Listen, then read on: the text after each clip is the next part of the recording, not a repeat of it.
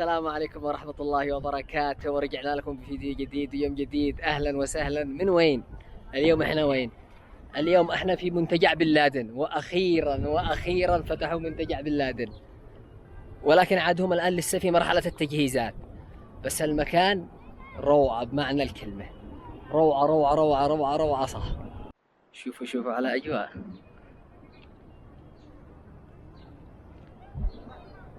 حدائق ومنتزهات. صراحة أعجبوني بالتشجير، التشجير رهيب بشكل فظيع. إنارة على طاقة شمسية.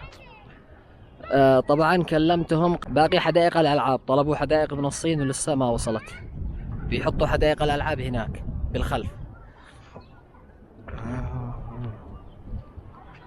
واو الأجواء اليوم. شوفوا مطار.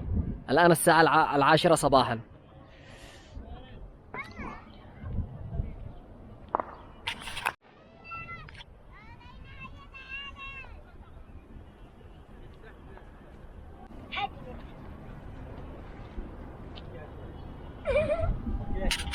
نغم أعجبك المكان ولا لا؟ نغم وقفي.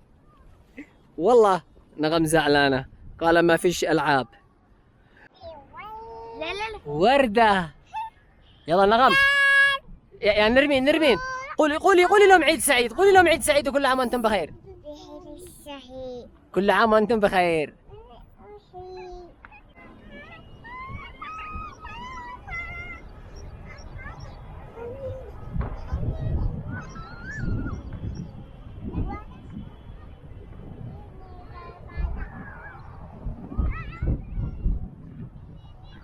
المكان هذا 100% يناسب العوائل، والله أفضل مكان للعوائل في إب هنا منتجع بن لادن. أنصحكم تجوا تزوروا هذه الأيام. أول حاجة مجانية، الدخلة لحد الآن مجانية، لسه ما في فلوس. لما يجيبوها حديقة الألعاب بتكون الدخلة بفلوس. أحلى ما في المكان إنه نظيف. أتمنى إن احنا نحافظ على المكان نظيف زي ما هو. شوفوا النظافة. المكان نظيف وجميل وروعة.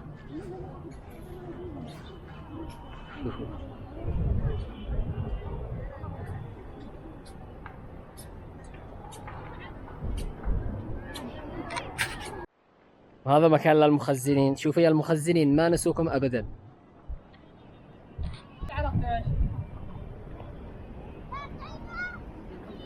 نرمي عندنا الكاميرا.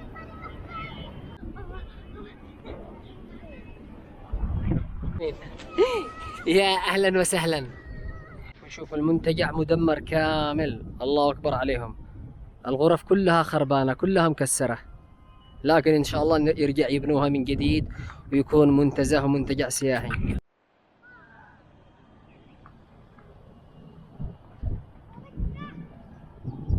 لا وجبت زيارة المكان هذا، وجبت.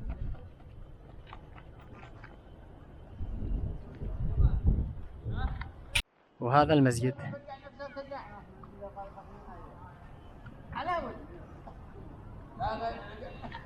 سالفة المكان هذا منتجع بن لادن. قد كانوا جهزوه بعام 2010 2011 كان جاهز، وقد كانوا بيفتتحوه. بعدين صارت المشاكل وكذا وتقفل. وبعدين بعام 2015 تم ضربه بالطيران. الطيران ضرب المكان هذا كامل، خربان كامل. فعشان كذا توقف 5 سنوات ومسكر للآن. شوفوا آثار الدمار، شوفوا. ولكن إن شاء الله كل شيء بيرجع جديد إن شاء الله. أهم شيء المسجد ما تأثرش، كل شيء بيرجع جديد بإذن الله.